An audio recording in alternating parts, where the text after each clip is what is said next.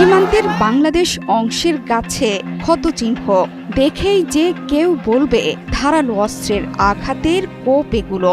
শনিবার চাঁপাই নবাবগঞ্জের শিবগঞ্জের চৌকা সীমান্তে ভারতীয়রা ধারালো অস্ত্র নিয়ে বাংলাদেশ অংশে প্রবেশ করে বেশ কিছু গাছ কেটে ফেলে।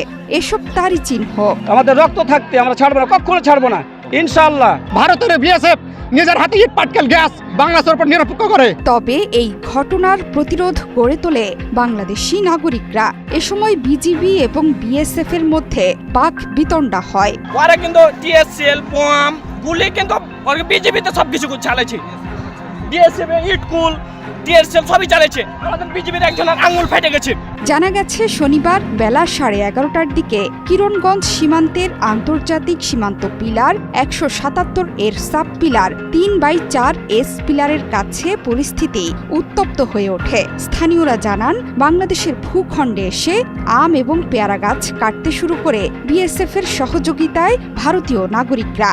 এক পর্যায়ে বাংলাদেশের বাগানীদের বড়ই বাগান ধ্বংস করতে শুরু করে ওপারের বাসিন্দারা। তাতেই ক্ষিপ্ত হয়ে ওঠে সীমান্তবর্তী বাংলাদেশি কৃষক ও স্থানীয় বাসিন্দারা। আমরা কখনো বাংলাদেশের মাটিতে তারাকে ঢুকতে দেবো না। আমরা যতটুকু রক্ত দিয়ে আমার দেশ স্বাধীন করেছি, এই দেশকে আমরা কখনোই ব্যবহৃত দিতে পারি, ভারতকে আমরা দেবো না। 1 ইঞ্চি মাটিও আমরা ছেড়ে দেবো না। আমাদের জমি জমা নষ্ট হয়েছে, আমাদের গাছপালা কেটে ওরা নষ্ট করে দিয়েছে। অতর্কিতভাবে হামলা করে আমাদের বাংলাদেশের মাটি ওনারা দখল করার চেষ্টা করছে। এভাবে যদি হামলা করে আমরা কোথায় যে বাঁচবো, কার কাছে আমরা বিচার দেব?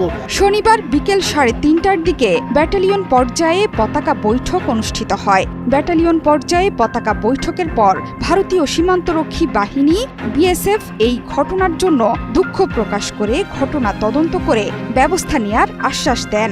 এমনকি সীমান্তে সাউন্ড গ্রেনেড নিক্ষেপ করে আন্তর্জাতিক আইন লঙ্ঘন করেছে বিএসএফ। এই ঘটনার তীব্র প্রতিবাদ জানানো হয়েছে।